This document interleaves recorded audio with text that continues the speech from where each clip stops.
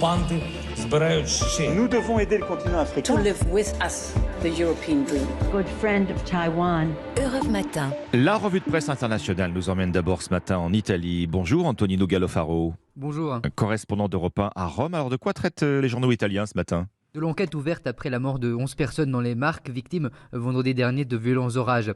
Enquête sur l'alerte et sur l'entretien des cours d'eau, c'est le titre du site de la RAI. Selon la télévision publique, en effet, les magistrats tentent de comprendre s'il y a bien eu des alertes avant la catastrophe.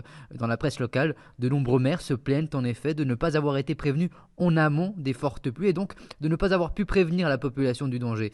Sur l'entretien des berges, le journal Il Resto del Carlino est clair, ce qui a poussé les fleuves à sortir de leur lit et donc à provoquer les inondations, c'est aussi l'effet bouchon sous les ponts. Le courant a été bloqué par des troncs d'arbres. Le Pure Pays Open explique que les forces de l'ordre ont déjà mené des perquisitions dans plusieurs communes à la recherche de documents qui prouvent le mauvais entretien des fleuves. Direction maintenant les États-Unis avec vous, Alexis Guilleux. Les gros titres de la presse américaine.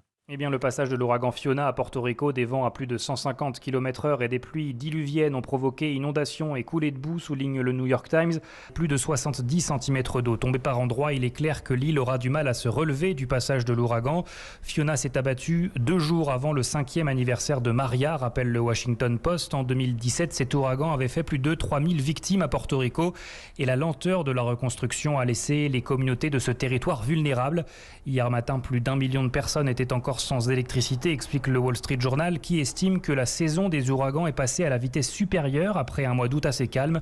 Sur place, plus de 1000 personnes ont déjà été sorties des décombres. Le New Jersey et la Californie ont promis d'envoyer de l'aide, écrit CNN, et une centaine de secouristes de New York se rendront sur l'île dès que le temps le permettra. Nous sommes enfin au Liban avec vous, Inès Gilles. De quoi parle la presse libanaise ce mardi ? Eh bien, des tensions à Beyrouth autour de la détention de Libanais qui ont braqué leur banque pour récupérer leur propre argent. Le quotidien L'Orient le Jour affirme que des protestataires se sont regroupés devant le palais de justice de Beyrouth pour manifester contre l'arrestation de militants venus en aide à la déposante Sally Hafez. Mercredi dernier, cette Libanaise avait braqué sa banque pour récupérer 13 000 $ lui appartenant afin de financer le traitement de sa sœur atteinte d'un cancer, rappelle le média en ligne Arab News. Ce type de braquage inédit se multiplie au Liban, 5 rien que pour ce vendredi. Depuis l'été 2019 et le renforcement de la crise financière, les banques libanaises ont instauré des restrictions drastiques, bien qu'illégales, sur les retraits d'argent. Selon le site web Al Monitor, les Libanais qui ont réalisé ces braquages sont des citoyens lambda désespérés par ces mesures très strictes qui ne parviennent plus à joindre les deux bouts. Merci Inès Gilles, merci à nos correspondants. 6h53 sur Europe 1. Dans un instant, la suite d'Europe Matin avec Dimitri Pavlenko.